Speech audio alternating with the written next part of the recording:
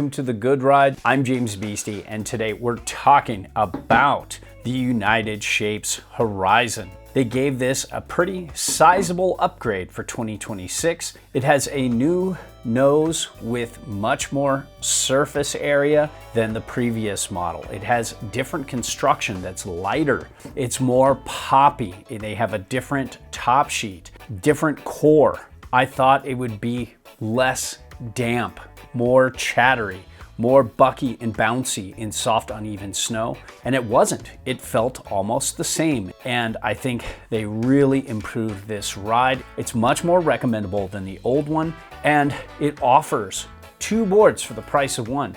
When set up on reference, this feels like a very good directional all-mountain board that you can ride switch, but then if you set it all the way back, you get more directional float than most traditional freeride boards. So it truly is a one board quiver, an all mountain solution that I recommend a ton. I love the way this turns. I love the way this pops. I do wish it had a little faster base, but it's black, it's easily repairable. And if this somewhat limited sizing range works for you, this could be an excellent choice. So I rode this primarily with my Union Force bindings and my Nitro Team BOA boots. We've had very little snow, but I have experienced this in a wide variety of conditions. Everything from some messy, thick, tracked up powder that almost wasn't like a powder day, to good groomers, to firm groomers, to hard groomers. I tested this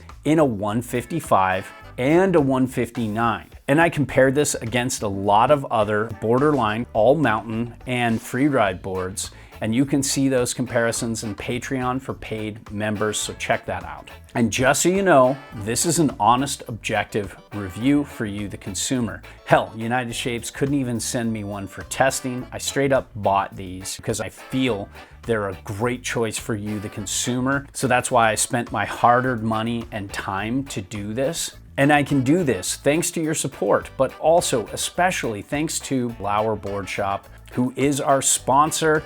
And if what we review appeals to you, it's greatly appreciated if you click through our links to Lauer Board Shop and buy something, and you're supporting a great shop that's been selling to snowboarders longer than resorts have been allowing snowboarders on the lifts. They've got local shops and a large online presence. Now let's talk sizing. I rode a 59 and a 55. The 59 felt great in the morning on perfect groomers, and when conditions were clean, it was special. I loved the feeling. It felt faster, more fun to turn, and I had a blast on it. But as conditions got uneven, the width for my size 9 boots just didn't work very well, and it became fatiguing, harder to turn, and it really slowed me down. This 155 was a little too small. I feel like I'm right in between sizes with the Horizon, where with the Cadet, I feel like the 158 works very well for me.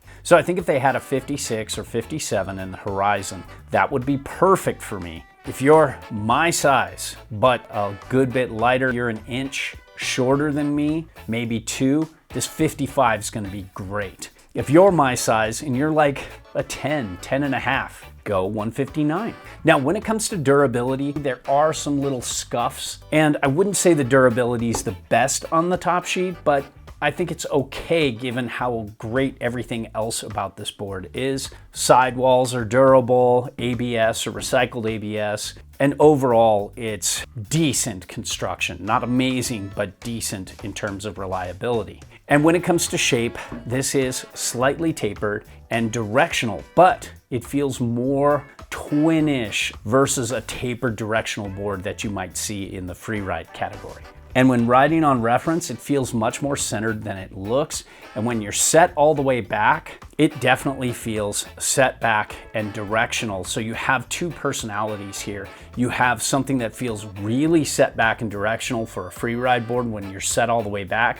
And you have something that feels pretty centered when you're on reference. So It's a nice 2-board combo for the price of 1. When it comes to the camber profile, there is a nice bit of camber going well past the inserts with a little bit of early rise before the tail and a little bit more before this long floaty nose. It makes this board feel stable. Not very catchy, not very technical. This is not full camber, but it tracks and feels stable like camber, one footing off a chair, going down a long flat cat track. One thing I will say is the edge feels off coming out of the factory. I had to detune it in the tip and tail like you do old school camber boards, where you take a file at a mellow angle and just get rid of some of that so it doesn't feel as hooky and catchy. This is a production model, so you might want to bring this to a shop and have them do the edges up proper.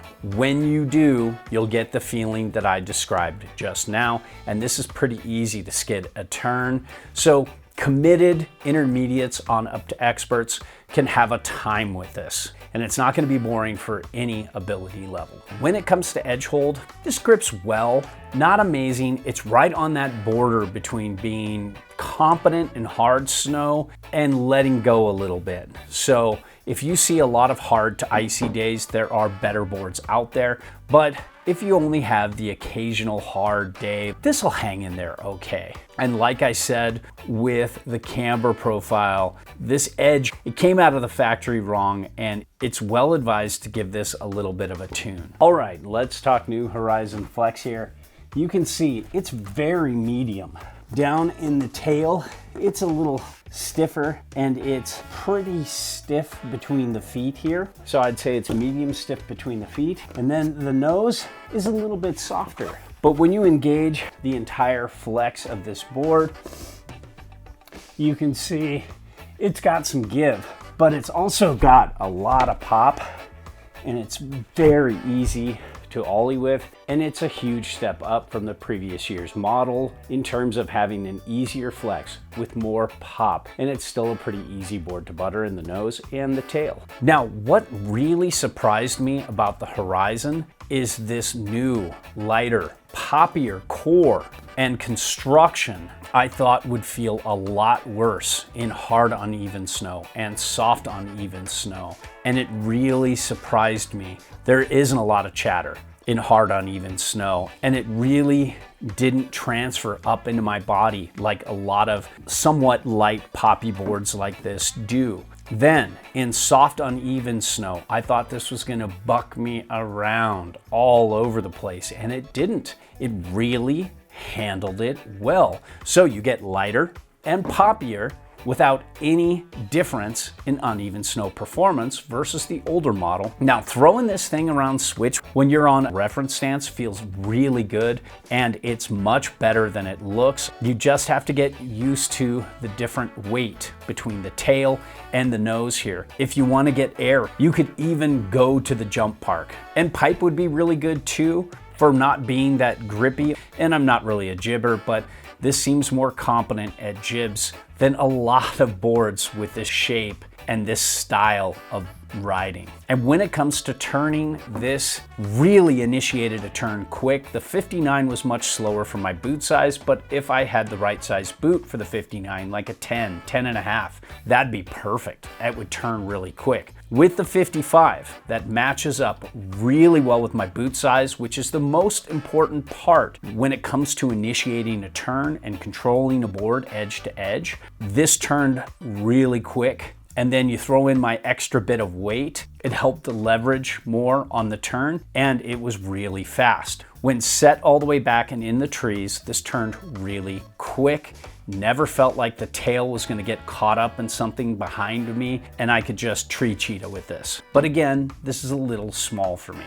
And when it comes to putting this on edge and committing to a turn, this had great spring out of a turn. I could front foot, back foot, or center weight a carve equally well, and the spring out of the turn was really satisfying and fun. And I could make just about any kind of radius turn I wanted to, because it's a little bit on the balanced side of turny. I could go down the line pretty well. I could make across the groomer carves, and I could even make circle carves really well, so it can handle a little bit of everything.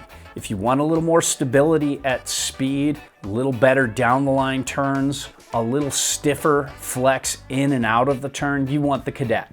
But for a board that does a little bit of everything, this is very good, very special, and I think a lot of people will like this. If you really want to point it, there are faster boards, but this is very competent at speed in a 55 for me.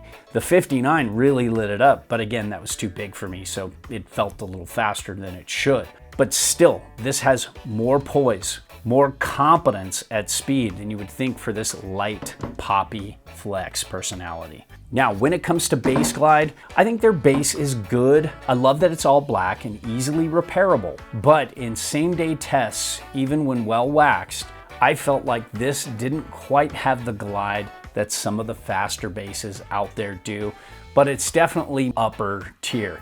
Not the highest, but good enough, and it holds its wax pretty well. Not amazing, but better than many other boards I compared it against. Now, when it comes to POW float, it's been a horrible season. I was lucky to even get it in messy, uneven snow. I did try the old model in a decent amount of powder, and this is only gonna be better with this bigger, more floaty nose. So I can just tell you this, when you're set all the way back, you have more directional float than most freeride boards out there. You're getting into the alternative freeride world. This slightly tapered tail sinks very well, and this new nose is gonna keep you afloat. It got a little closer to the Cadet, which is an amazing floater, even more setback on board, more directional float, and a little more surface area in between sizing. Their 58 is more the equivalent to the 55, and their 62 Cadet is more the equivalent to the 59 Horizon. So you're just getting a little longer length, more setback on board. That's gonna give you more powder float and better than most freeride boards out there. And this is better than most all mountain and many freeride boards out there. So this is an incredible choice if you want one board for groomers and exceptional float in powder. So overall, I really loved the old Horizon. I love the new Horizon even better. They've definitely improved the ride. While the top sheet might not be the most durable out there, it's good enough, and I think a lot of people won't care because you get lighter construction, easier pop, and you don't sacrifice any dampness as a result. So this is just a better all-around ride, more floaty nose, great feel all around. Give it a go if it fits your specs. I wish they had a size in between 55 and 59 for yours truly. I'm gonna stick with the Cadet because that better fits my specs, but this is still a great option.